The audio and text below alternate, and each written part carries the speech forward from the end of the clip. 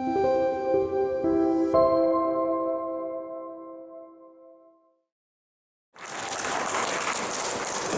안녕하십니까. 소개받은 조영광이라고 합니다. 네, 강연 시작하도록 하겠습니다. 기자가 물어봤대요. 아마존 CEO한테 어떻게 그렇게 미래를 잘 보냐, 미래 10년은 어떻게 봐야 되냐 물어봤더니 변하지 않는 것에 집중하라, 집중했다 라고 얘기를 하더라고요. 결국에 변하지 않는 것에 집중을 해야 미리 멀리 바라볼 수 있다는 건데, 제가 이 얘기를 왜 여기서 하냐면, 저 역시 부동산 시장을 10년, 5년, 10년 예측을 하면서, 물론 다양한 이슈가 있어요. 뭐 분양가 상한제 뭐 이런 이슈가 있지만, 결국에는 변하지 않는 트렌드를 붙잡고 가는 것이 가장 중장기적으로 예측이 높았다, 예측의 적중도가 높았다라고 말씀을 드리는 거고요. 그래서 제가 말씀드리는 거는 프리데이터입니다. 그래서 첫 번째가 주택 고령화, 그리고 인구 밀도, 이 두 가지는 웬만해선 변하지 않을 트렌드입니다. 이건 작년에 이미 제 저서의 가장 첫 번째 소개됐던 주택 고령화라는 키워드인데요. 지금 분양가 상한제 때문에 뭐 이런 부분이 이슈가 되고 있지만, 이거는 이전부터 강화되고 있던 트렌드였습니다. 그리고 프리데이터 외에도 중단기적으로 부침을 만들어내는 것이 있습니다. 그 두 가지는 바로 사이클 그리고 입주량입니다. 그래서 이 네 가지의 데이터만 정확히 이해해도 굳이 어떤 남의 말을 듣지 않고 스스로 판단할 수 있는 눈이 키워질 수 있을 거라고 봅니다. 잠깐 2018년 주택시장을 보면은 보통 어떻게 봅니까? 가격이 얼마 올랐냐 이렇게 보시잖아요. 그리고 2018년에 아시다시피 서울, 경기, 대구가 주도했고, 나머지는 대부분 0% 뜨뜻미지근한 성장률을 보였습니다. 근데 저는 하나 더 봅니다. 청약 경쟁률이라는 지표를 봐요. 얼마큼 저는 분양시장이 있기 때문에 이건 상당히 개념이 다릅니다. 아니 0%인데도 청약 경쟁률이 5대1이 넘는 지역이 꽤 많았다는 거예요. 그래서 이거는 이제 제가 4년 전부터 궁금해했던 거예요. 왜 가격이 별로 안 오르는데 분양이 이렇게 잘 되나, 지방도. 2019년 상반기 마찬가지입니다. 가격이 뜨뜻미지근했어요. 근데 1순위면 실수요잖아요. 그 사람들의 청약 경쟁률은 만만치 않았고 지방이 더 만만치 않았다.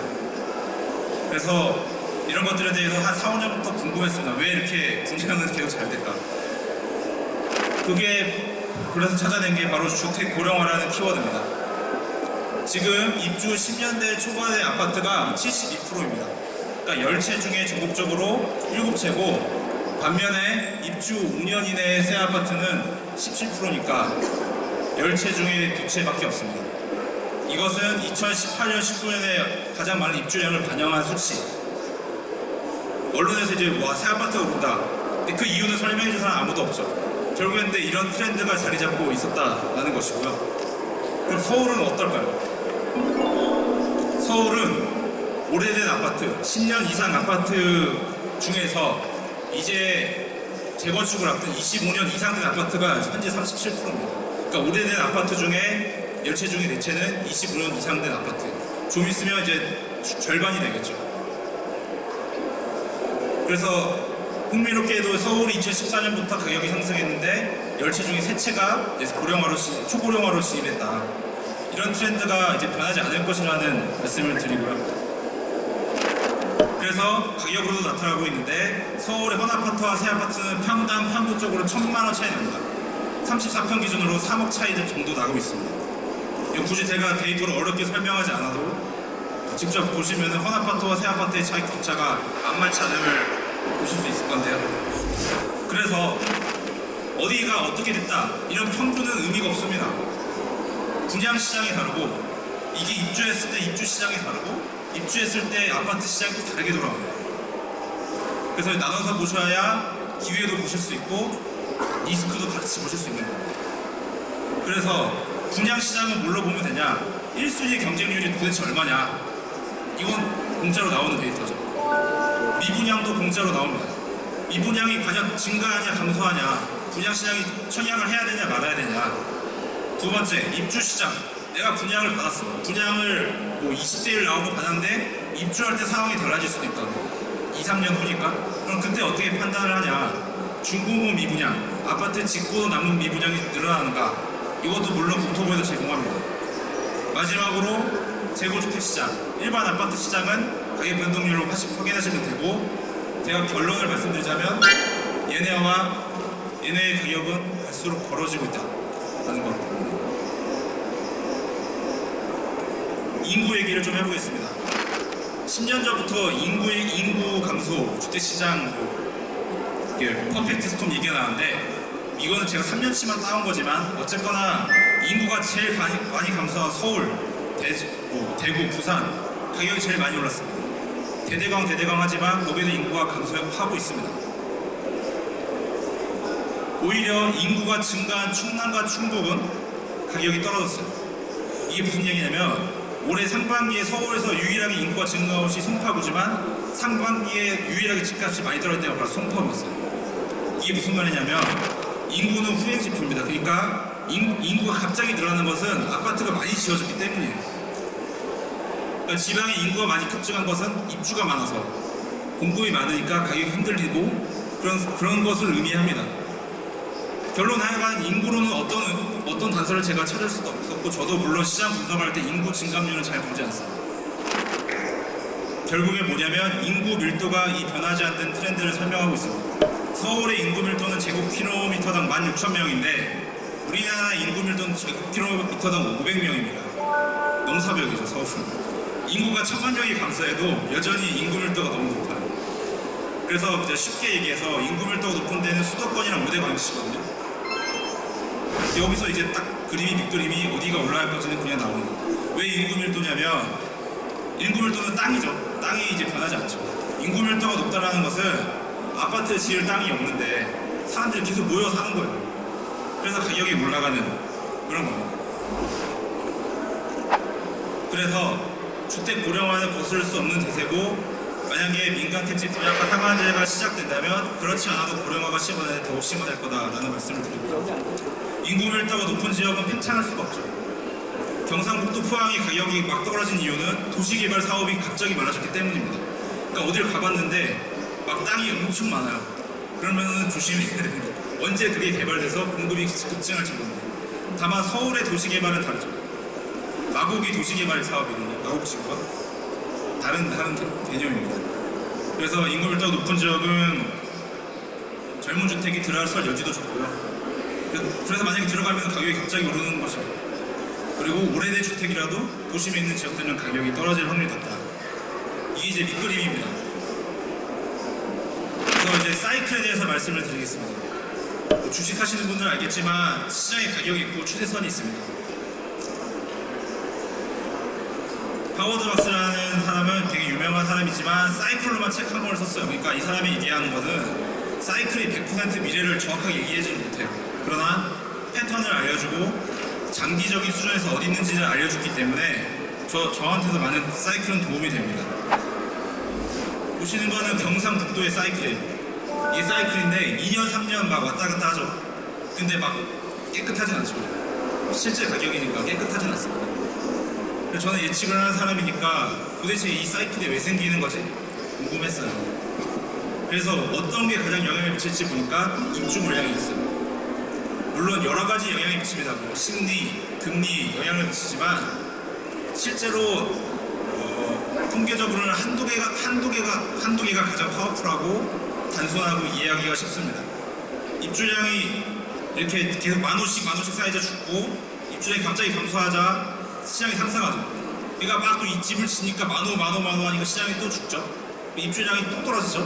그러다가 시장이 또 올라가는데 이번에 역대급 입주량입니다. 그래서 역대급으로 빠지는 거예요. 그래서 이런 입주량이 되게 중요하다. 흥미로운 것은 19년 2분기 어떻습니까?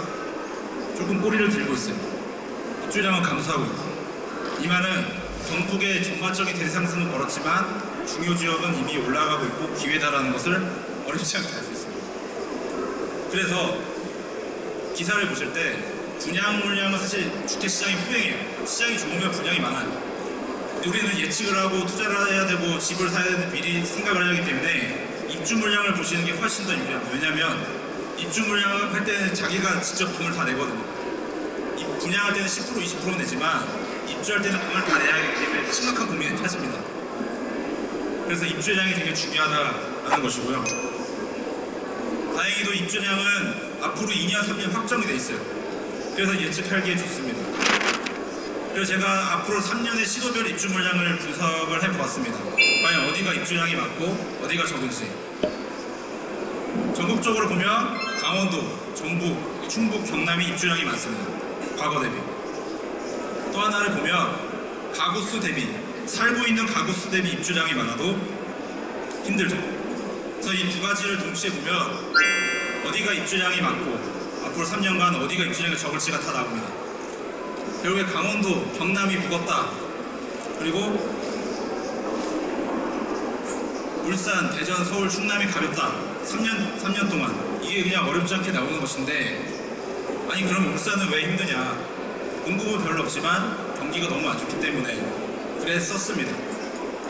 충남은 과거에 여기 있었거든요. 되게 힘든 상황을 많이 겪고 있는데 앞으로 3년간 열로 내려옵니다. 그러니까 공급이 많이 감소한다라는 거죠. 그러니까 경남이 다르고 경북이 다르고. 이제 화성은 동탄 이신도시가 거의 주름 잡고 있죠. 화성시의 사이클을 보면은 가격을 보면 어떻습니까? 쭉 올라갑니다.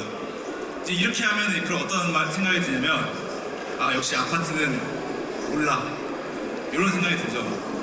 그러나 2007, 8년에 혹시 화성 동탄 1시도시에 집을 사신 분들은 그렇게 말씀 안 나오실 거예요. 사이클을 보면은 만만치 않은 하락이 있습니다. 확대해서 보는 것입니다. 그리고 최근에는 제 생각과 달리 화성 동탄이 다시 하락에서 반전이 일어나고 있습니다. 그래서 작년에 제가 어떤 강연에서 말씀을 드렸는데 동탄 이신도시에 호수공원에 보이는 단지가 몇 개 있었는데 당시에 시공 때문에 문제가 많이 나서 가격이 많이 떨어진 곳이 있었어요. 제가 정확하게 건설사 이름을 말할 리 없지만 오히려 근데 이런 것들이 많이 올랐죠. 그래서 사이클이 중요하다라는 것입니다. 그러면 우리가 그래 가격은 무조건 우상향하지. 그런데도 왜 어떤 일이 발생하면은 그것을 못 참는지 노벨상 수상자는 그렇게 얘기를 합니다. 수익이 주는 기쁨보다 손실이 주는 괴로움이 크다. 이게 무슨 말이냐면 아파트가 3% 오르면 기쁘죠. 3% 떨어지면 슬픈 게 아니라 공포에 가깝다는 그런 손실에 훨씬 더 민감하다는 거예요. 그러니까 비이성적이죠. 하지만 이런 것들이 시장을 정확히 영향을 미치고 그래서 이런 심리적인 부분이 바로 사이클을 만드는 거예요. 왜 항상 우상향하는데 왜 팔아? 그것이 아니라 막상 떨어지고 시작하면 민감한 것이죠. 그래서 사이클이 만들어지는 것이고 그래서 타이밍을 봐야 된다는 말씀을 드립니다. 그래서 제가 향후에 전국의 부동산 시장을 사이클과 입주량으로 정리를 해놨습니다. 현재 전국의 부동산 시장 2018년 3분기를 정점으로 둔화세에 접어들었습니다. 그러나 완만한 둔화가 예상이 된다고 이제 제 책에도 작년부터 계속 말씀을 드리지만 사실 시간을 돌이켜서 2017, 18년에 입주량이 엄청 많았거든요. 이때 어떻게 분위기가 갔냐면 이제는 역대 최고 입주량이고 금리 올라가고 주택시장 어떻게 된다. 하지만 통과했습니다. 17, 18년에 가격이 엄청 올랐습니다. 입주 물량을 통과했고 금리는 오히려 지금 다시 떨어지고 있고 전세가율은 떨어졌지만 60%고 이걸 다 떠나서 절대 비대칭적인 요소는 바로 주택 고령화라는 것. 이게 새 아파트가 2018년 폭락장과 달리 많이 줄어들었기 때문에 얘네들이 저보다 버텨주기 때문에 완만한 둔화가 예상된다. 그리고 눈썹이 좋으신 분들은 입주량이 급격하게 감소하는 게 보이실 겁니다. 네, 저는 강의 여기까지 이제 마무리하도록 하겠고요. 이른 아침에 강의 들으시라고 수고하셨습니다. 감사합니다.